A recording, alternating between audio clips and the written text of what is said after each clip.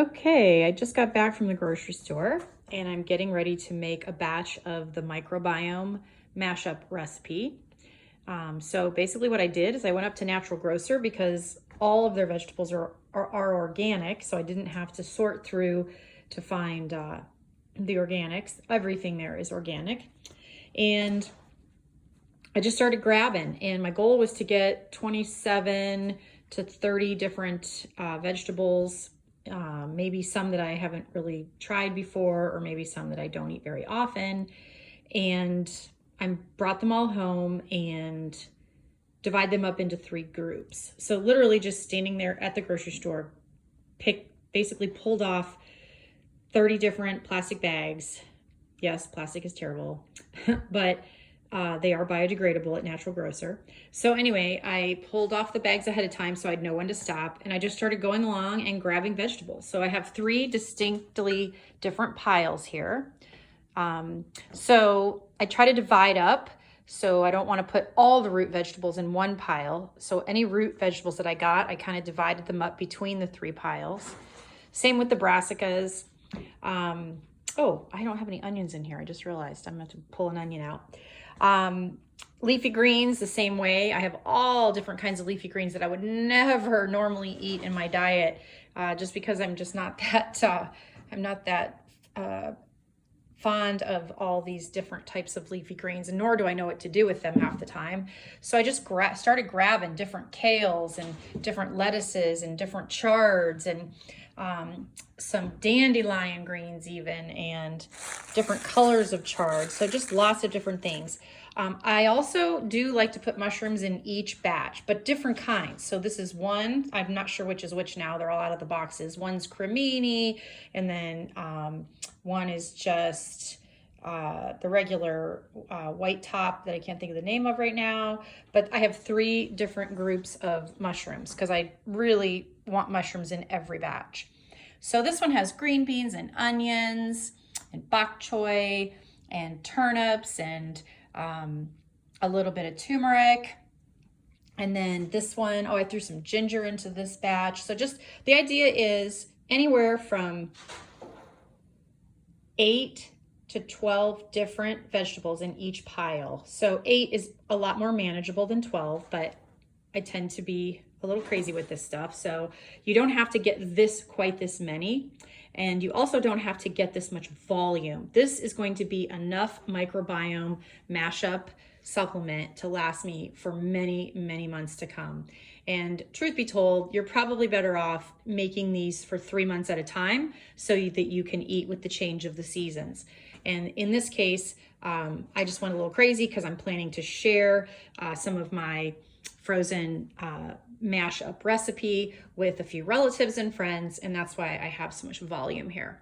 All right, so I'm going to go to the next step and rinse these. I'm going to lightly rinse, and we're going to leave all the green tops. So like on the radishes, we'll leave the green tops on, and they're going to get ground up right along with us. Like the beet greens will stay with the formula. So we'll see what that looks like in a minute. Okay, so I have run the first pile. As you can see, there's the 2, and that 3rd pile is gone. Anyway, I've run the first pile of veggies through the food processor and mixed them all together. So I've just basically put them in a bowl after I ground them up in my Ninja. And now I just mix them by hand so that they're kind of evenly mixed around. You can see the lovely color of the beets in there. But it's an interesting smell because it's just all mixed up. So where the smell of one vegetable might not be that appealing to you, when you mix them all together like this, it really just smells lovely and seems like it will be wonderful. So remember, when you put this in your smoothie, you only need a couple tablespoons. And really, when you first start out, you might try just starting out with 1 tablespoon and then work your way up to 2. And that is going to increase the diversity of your microbiome, because think of all the fibers. I had 11 or 12 different vegetables in this pile, and then now all those fibers are all mixed together, and they're going to be feeding my hungry microbiome with all these diverse varieties of fiber, which will be feeding all different species of bacteria in my gut.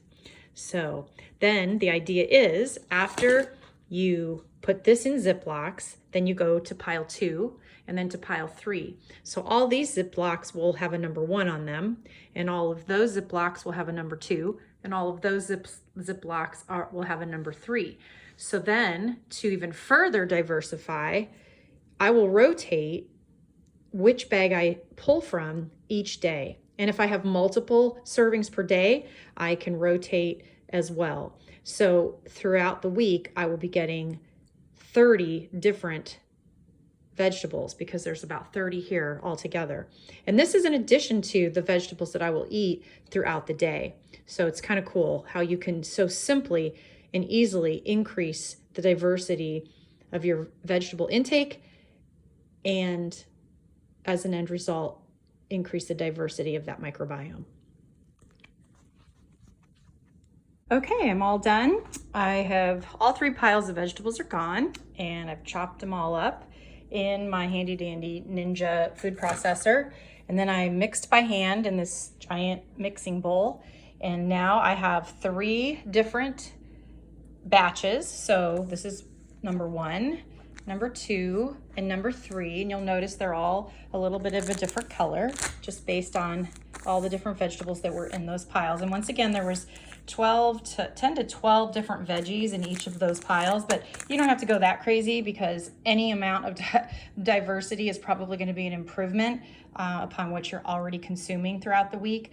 And again, I did a huge volume because I was going to plan to share with my mom. So you don't have to do as many as I did because mine turned out to be 4-gallon bags, and I pack them pretty flat so that when I go to make a smoothie I can just open the bag and break off a corner, because remember, you only need 1 to 2 tablespoons to put into your smoothie to enhance that microbiome.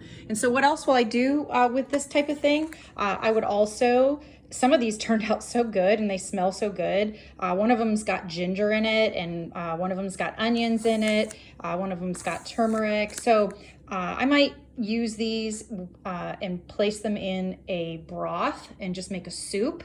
They make a very soothing soup, can be a good additive to other soups and stews.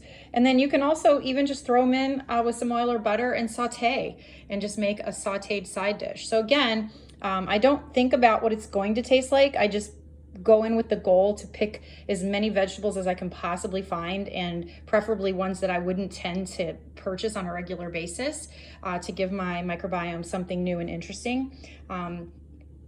But oftentimes they will turn out delicious. And Dr. Karazian's 3D autoimmune program offers a microbiome boost recipe booklet that actually not only gives you this microbiome mashup recipe, but also some great ideas for other types of microbiome boost drinks and soups and stews. And so you can look him up at drknews.com. All right, thanks for tuning in.